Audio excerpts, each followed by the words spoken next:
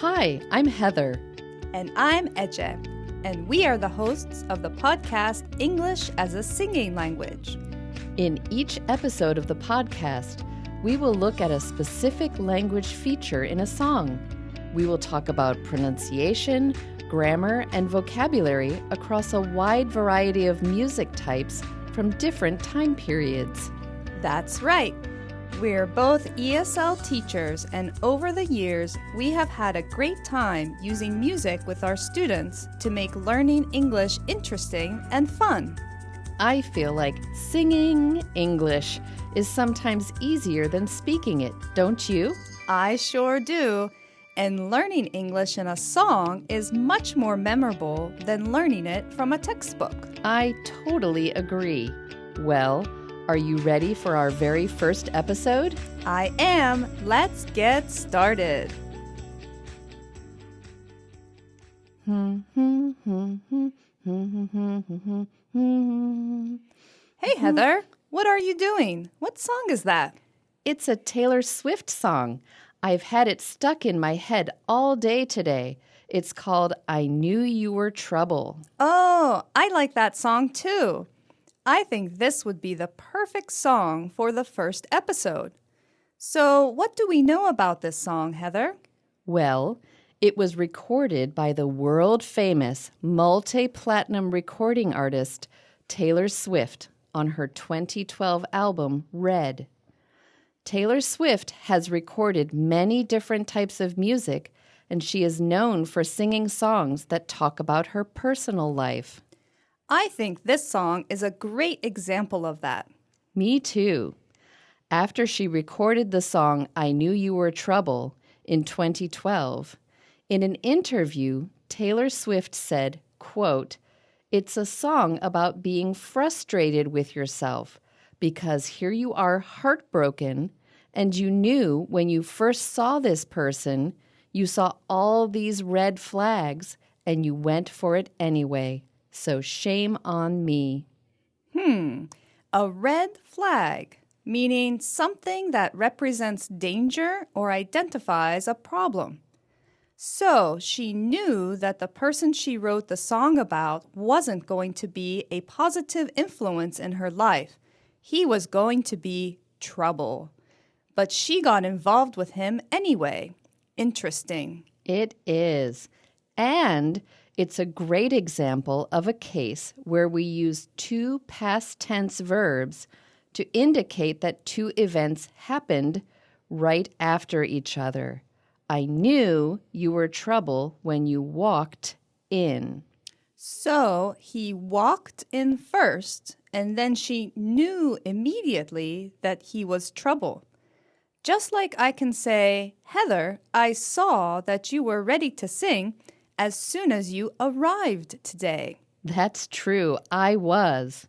And like many of her songs, this one tells a story. It starts out talking about the past, when she first met this guy.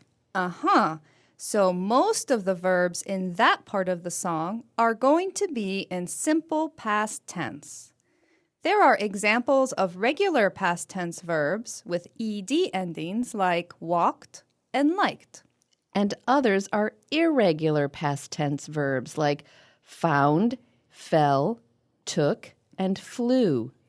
It sounds like she had a bad experience with this person then. So, what happened next in the song? Well, I think she was pretty upset. She sings, "Now I'm lying on the cold, hard ground." Oh, wow. That doesn't sound good. But I do like her use of the present progressive tense. I'm lying on to show that the action is happening right now. And she also sings, "He's the reason why you're drowning." She feels like she's trying to swim and she's about to go underwater. Oh, that's bad. Things were terrible with this guy, and now she is feeling sad. But what about the future? She sings, "He'll never see you cry," and "A new notch in your belt is all I'll ever be." She's using will for a definite future event. Huh, that's interesting. And what does that phrase mean, a new notch in your belt? Think about a belt, like the one you are wearing right now. Okay, I'm wearing my favorite purple belt today. And, by the way, great use of the present progressive eche. You are wearing. A notch in a belt is one of the spaces that you use to adjust its size. Since there are a long line of notches on a belt, it kind of means that she was just one in a long line of many romantic partners. And maybe it means that he never loved her. Or anyone. Or anything. Oh, that doesn't sound very good for Taylor Swift. No, it doesn't. But this song is great for us to use to practice our verb tenses. Absolutely. I think we're ready to take a listen to the song and pay attention to the verbs. Let's do it. If you want to do the listening activity, you can find it in the episode description. Listen for the verbs and think carefully about whether Taylor Swift is singing about the past, the present, or the future. I know she had a negative experience with this guy, but I hope she will meet somebody someday and maybe write a song called I Knew You Were Amazing When You Walked In. That sounds fantastic. Okay, listeners, don't forget to sing the song out loud while you listen. And here it is, Taylor Swift's 2012 smash hit, I Knew You Were Trouble.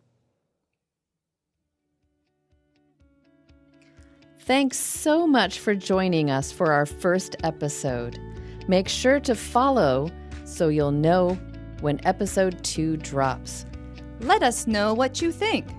You can email us suggestions for songs for a future episode at singinglanguages@gmail.com. Until then, have fun and just keep singing.